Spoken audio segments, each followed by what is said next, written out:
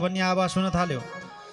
त्यतिखेर अलि परबाट आइरहेको रहेछ श्रृंग ऋषिले पठाएको तक्षक रूपी सर्प राजालाई डसेर मार्छु भनेर आइराखेको थियो सर्प। ऋषिले जुन आदेश दिनुभएको थियो आजको 7 दिनमा गएर डसेस भनेर, त्यसले त आदेश पाइराख्यो, हामीलाई पनि अराएको अर्कैले छ।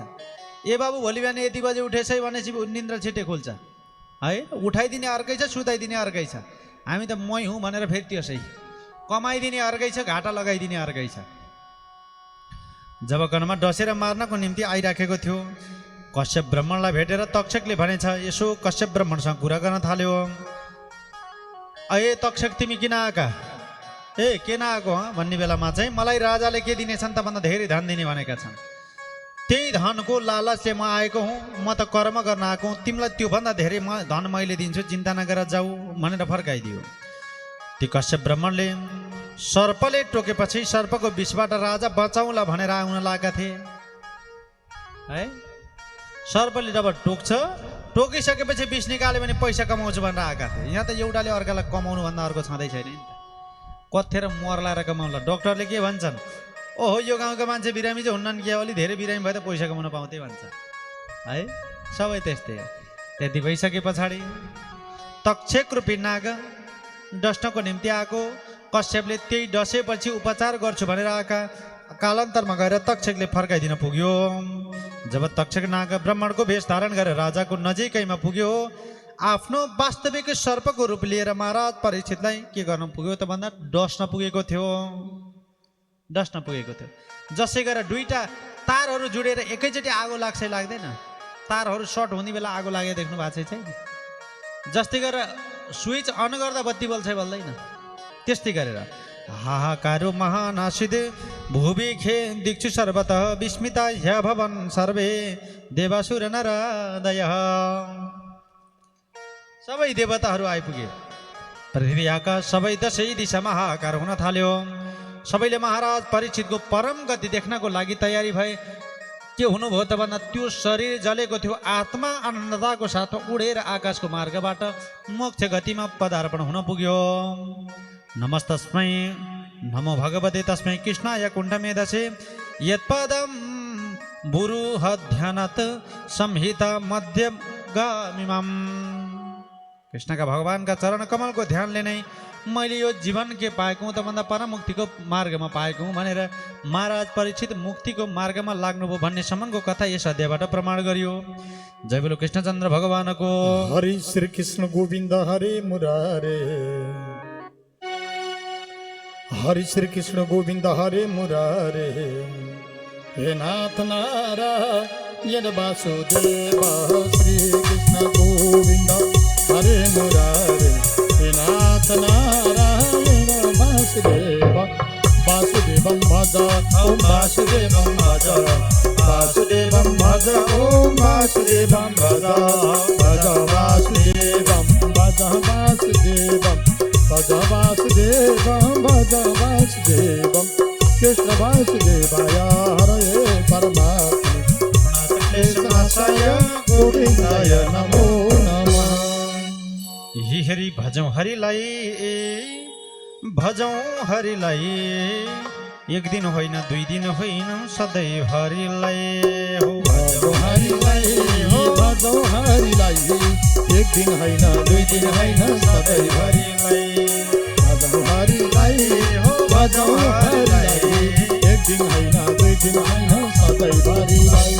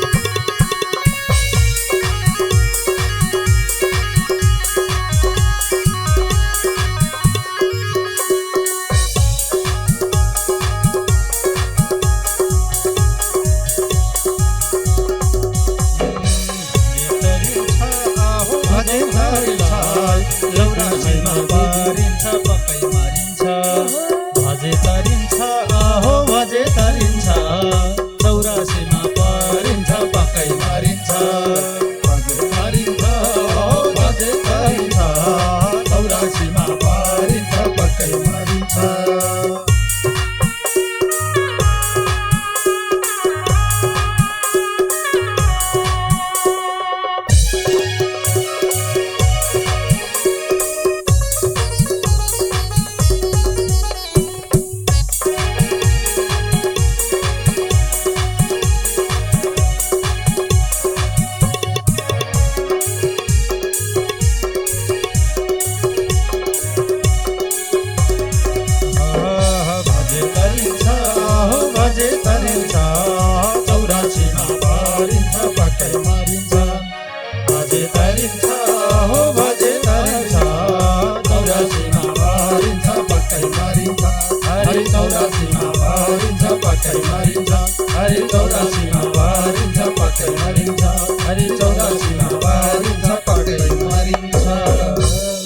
श्रयतां देवदेवेश नारायण जगत्पते स्तुतीय नावधानेन श्रुतयस्तु कथाश्रवम्।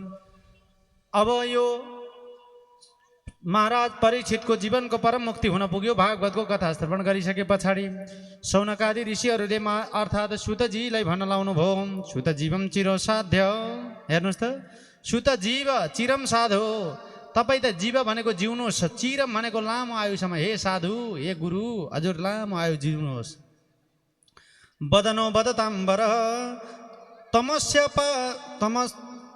पारे भ्रमतम निर्णम तम पारदर्शन। अहिलेसम्म हामीले के पाएका छौँ त भन्दा यो चराचर जगतमा हजुर त के हुनुहुन्छ त भन्दा धेरै समय जिउनुहोस्, बाँचिरहनुहोस्। हे साधु, तपाईँले संसार रूपी अपार अन्धकारको चक्करबाट हामीलाई के गर्नुभयो त भन्दा मुक्त बनाउनु भयो भनेर सुत पौराणजी अर्थात् सुतजी स्वामी प्रति शौनकादि ऋषिहरूले कृपाको पात्रको रूपमा धन्यता अर्पण गर्नुभयो। तत्पश्चात मार्कण्डेय मुनिलाई मायाको दर्शन, मार्कण्डेय भगवान शङ्करसँग वरदान माग्नुभएको कथा र गाथा, भगवानका अङ्ग उपाङ्ग आयुधहरूको रहस्य, सूर्यगणहरूको वर्णन व्याख्या अन्तर्गत नमस्कृत्य गुरुन् वक्षे विभूति वैष्णवी रवि या प्रोक्ता वेदतन्त्राभ्याम आचार्य पद्मजादिवी। हे शौनक मुनि, हजुरले एउटा कुरा सुन्नुहोस्। गुरुजनहरूलाई नमस्कार गरी अब म भगवान विष्णुका विभूतिहरूको वर्णन गर्छु, विभिन्न विभूतिको वर्णन गर्छु भन्नुभयो, विभूतिहरूको वर्णन गर्नुभयो। तत्पश्चातमा नमो धर्माय महते नमो कृष्णाय वेधसे ब्रह्मणेभ्यो नमस्कृत्य धर्मन् वक्षे सनातनन्। अत्र संकृतितः साक्षात् सर्वपापहरो हरि नारायण ऋषिकेश भगवान् सात्वतं पति भक्ति योग समाख्यातो वैराग्यो च तदाश्रयं परीक्षितमुपाख्यानं नारदाख्यानमे वचः। भक्ति योग कर्मयोग उत्पन्न भएको भावलाई स्थिर गराउनु भएको अर्थात् मुक्ति सम्बन्धीको आख्यान दिनुभयो। त्यो ज्ञान दिइसके पछाडि विभिन्न अब यसमा भागवत सम्बन्धीको सम्पूर्ण कथा र गाथा अन्तर्गत अब आउँ सबै कर्ताजीहरू हुनुहुन्छ भने सुनौ है दिल्ली होस्। पहिला गानामा यो भागवतको सम्पूर्ण मूल कथा र गाथा अन्तर्गतको व्याख्या। भागवतको पहिला गानामा यो श्रीमद् भागवतको प्रारम्भमा के छ त भनेको खण्डमा किमर्थम शास्त्र सारक शोभतार प्रयोजनम किम कर्म केवतार छ धर्मकम शरणम गत आदि षट प्रश्न गर्नुभयो मुनिहरूले। कसलाई त भन्दा सुत पौराणिकको उपरमा, सुत पौराणिकलाई यो धर्मको अर्थात् किमर्थम धर्म शास्त्र सारक, शास्त्र अर्थ धर्मको अर्थ के हो, शास्त्रको सार के हो है, तत्त्व के हो, भगवानले कस्तो कस्तो रूप लिनुभयो, लीला लिनुभयो, के कर्म गर्नुभयो, अनि अर्थात् स्वर्गारोहण भइसके पछाडि धर्म कसको शरणमा गए इत्यादि धेरै 6वटा प्रश्न गरेका थिए। 6वटा प्रश्नको उत्तर दिनुभयो। द्वितीय स्कन्धमा आइसके पछाडि द्वितीय स्कन्धमा भगवानको विभिन्न महाभारतको कथा प्रसङ्ग, महाभारतको कथा प्रसङ्ग तृतीय स्कन्धमा गएर ध्रुव अर्थात् यो हाम्रो यो हिरण्याक्ष, द्वितीय स्कन्धमा हिरण्याक्षको वध प्रसङ्ग, भगवानले शुकर रूप है अर्थात् के ल्याउनु भयो त भन्दा सुँगुरको रूपमा आएर वराह अवतारमा हिरण्याक्षको वध गर्नुभयो। तृतीय स्कन्धको उपरमा चाहिँ कपिलदेव मुनिसँगको कर्दम प्रजापति र देवहूतिको विवाह र कपिलदेव मुनिले आमालाई साङ्ख्य शास्त्र सुनाउनु भयो। चतुर्थ स्कन्धमा ध्रुव चरित्र, ध्रुवले आफ्नी आमालाई स्वर्गमा जाँदा पनि ध्रुवको लोक बनाएर सँगै लिएर जानुभयो। पञ्चम स्कन्धमा जड भरत सम्बन्धीको भरत आख्यान, तत्पश्चात नरक वर्णन। षष्ठम स्कन्धमा यो के गर्नुभयो त भन्दा भगवानको विभिन्न रूप अन्तर्गत आएको थियो कि थिएन, हात्तीको उद्धारको सम्बन्धी आख्यान हो गजेन्द्र मोक्ष। सप्तम स्कन्धमा चाहिँ प्रहलाद चरित्र। अष्टम स्कन्धमा मोहनी अर्थात् मोहिनी रूप भगवानको, अर्थात् समुद्र मन्थन गर्न आउनुभएको धन्वन्तरी अवतार, विभिन्न अवतार, कुर्म अवतारको गाथा। नवम स्कन्धमा त्यसै गरेर भगवानको वंश वर्णन, के वंश कस्तो अन्तर्गतको वंश वर्णन, बीचमा धेरै कथा र गाथा आए। दशम स्कन्धको पूर्वार्धमा के भयो त भन्दा भगवानको जन्म सम्बन्धीको आख्यान र बाल लीला। उत्तरार्धमा भगवानका विभिन्न अर्थात् पढ्न जानुभयो, पढेर आएर कर्म गर्नुभयो, पापीहरूलाई परास्त गर्नुभयो र द्वन्द्व सम्बन्धीको आख्यान। त्यसै गरेर दशम स्कन्धको उत्तरार्धमा कृष्णको विवाह, रुक्मिणी आदि विवाह, जाम्बवती सत्यभामा लगायतका विवाहको गाथा। र एकादश स्कन्धमा भगवानको विभिन्न उपदेश अन्तर्गतको आख्यान र कसको त भन्दा विभिन्न उपदेशको आख्यान र तत्त्व ज्ञानको गाथा। द्वादश स्कन्धमा आएर के त भन्दा महाराज परीक्षितको जीवनको मुक्ति र सुत महाराजलाई शौनकादि ऋषिहरूको सत्कार अन्तर्गतको आख्यान। यो के गर्नुभयो त भन्दा बुझाउनु भयो। त्यसै गरेर श्रीमद् भागवतको महिमा अन्तर्गत सुतजीलाई के भन्नुभएको छ त भन्दा सुतजीले के बताउनु भएको छ भन्दा बताउनुहुन्छ पुराणहरूको श्लोक श्रीमद् भागवतको महिमा अन्तर्गतको व्याख्या अन्तर्गत। यम ब्रह्म वरुणेन्द्र रुद्र मरुतस्तुन्वन्ति देव्यस्तवैः वेदै सङ्गपदक्रमोपनिषदरि पश्यन्ति यम गाय सामगाः। यम ब्रह्म वरुणेन्द्र रुद्र मरुतस्तुन्वन्ति देव्यस्तवैः वेदै सङ्गपदक्रमोपनिषदरि गायन्ति यम सामगाः। ध्यानावस्थित तद्गतेन मनसा पश्यन्ति यम योगिनो यस्यन्तं विदुषुरसुरगणा देवाय तस्मै नमः। सबै देवताहरूले स्तोत्र गाएर गाउने शुद्धजीले भन्नुहुन्छ, हे शौनक हो, सबै देवताहरूले ब्रह्मा वरुण इन्द्र रुद्र मरुदगणहरूले दिव्य स्तोत्रद्वारा सम्मान गर्नुभएको यो दिव्य कथा र गाथा जसको प्रार्थना गर्नुहुन्छ साङ्गो पाङ्ग पदक्रमसहित वेदका मन्त्रहरूले सामवेदका गायक अर्थात् यो त के हो त भन्दा गायन्ती यम योगिनो, योगीहरूले गाउने गीत मैले भनिहालेको थिएँ। भागवत भनेको के हो त भन्दा भाव्यते सर्ववेदेषु गगीयते नारदादेवी वदन्ति त्रिलोकेषु ततरन्ति भवसागरम अन्तर्गतको गाथा।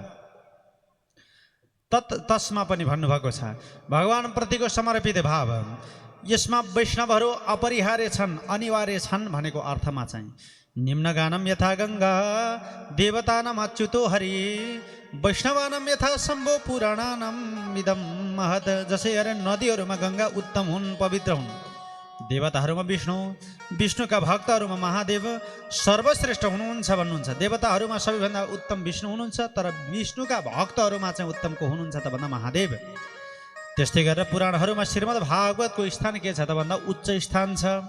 क्षेत्रहरूमा काशी सर्वश्रेष्ठ भए जस्तै गरेर पुराणहरूमा पनि सबैभन्दा सर्वश्रेष्ठ श्रीमद् भागवत रूपी कथा यहाँ छ भनेर बताउनु भयो।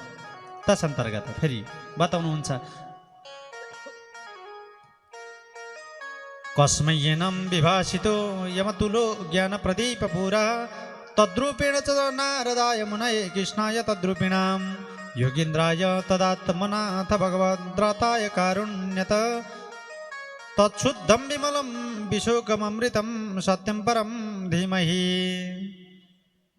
भवे भवे यथा भक्ति पादयोस्तव जायते तथा कुरुष देवेश नाथस्थं न यथा प्रभो। भवे भवे भनेको भइराखोस्, यथा भक्ति भनेको हजुरको भक्ति यस्तै गरेर हजुर एकमात्र स्वामी हुनुहुन्छ। पादयोस्तव जायते हजुरको पाउ स्मरण चरण कमलमा मेरो मन लागिरहोस्। तथा कुरुष देवेश हे प्रभु, कुरुष भनेको गरिदिनुहोस्, हामीलाई कृपा गर्नुहोस्। नाथस्तम नो यता प्रभु, हजुरको नाथ बनाउनुहोस् हामीलाई। बारम्बार जन्म लिनु परेदा पनि प्रभुको चरणमा हाम्रो के लागोस् त भन्दा मन लागोस् भनेर व्याख्याकार रचयिताले भन्नुभएको छ। अब मैले भन्छु सँगसँगै हजुरले पनि भन्ने है त, हवस् ल। सुनिन्छ सुनेन, अलिअलि सुन्ने र भन्ने है त मनले।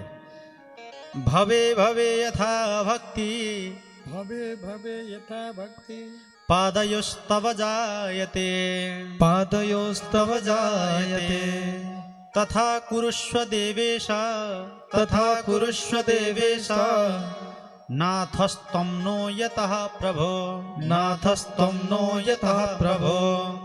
नाम संकीर्तनं यस्य, नाम संकीर्तनं यस्य, सर्वपाप प्रणाशनं, सर्वपाप प्रणाशनं, प्रणामो दुःख शमनस्, प्रणामो दुःख शमनस्, तं नमामि हरिं परं, तं नमामि हरिं परम्। त्वदीयं वस्तु गोविन्द तुभ्यमेव समर्पये, तेन त्वदङ्घ्रिकमले रतिं मे यच्छ शाश्वतीम्। ओम नमो भगवते वासुदेवाय। ये हरि वासुदेवाय वासुदेवाय। ओम नमो भगवते वासुदेवाय वासुदेवाय वासुदेवाय। ओम नमो भगवते वासुदेवाय वासुदेवाय वासुदेवाय। ओम नमो भगवते वासुदेवाय।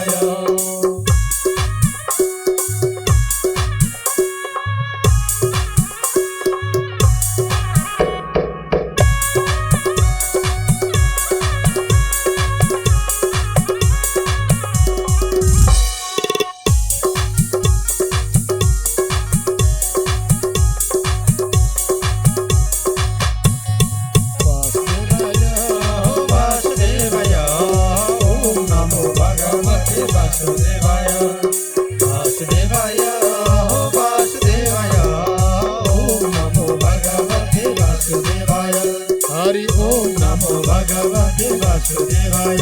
हरि ओम नमो भगवते वासुदेवाय। ये हरि पूजा पूरा भयो भागवत पर्छौ शरण। पूर्ण भयो भागवत पर्छौ शरण। ये हरि कर्त भक्त श्रोता जनको रक्षा गरन हो। पूर्ण भयो भागवत पर्छौ शरण। कर्त भक्त श्रोता जनको रक्षा गरन। पूर्ण भयो भागवत पर्छौ शरण। कर्त भक्त श्रोता जनको रक्षा गरन।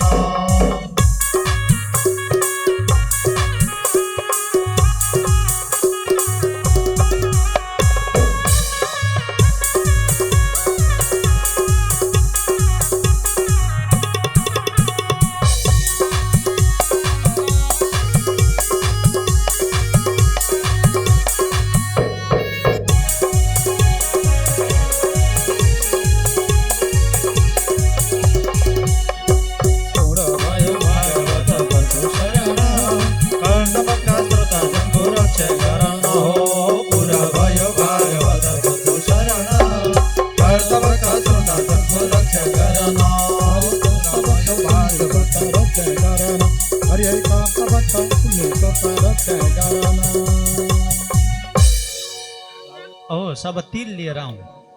कर्ताज्यू सुन्नुभएको छ?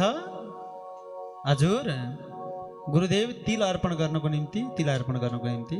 ल आउँ त तिल लिएर आउँ है।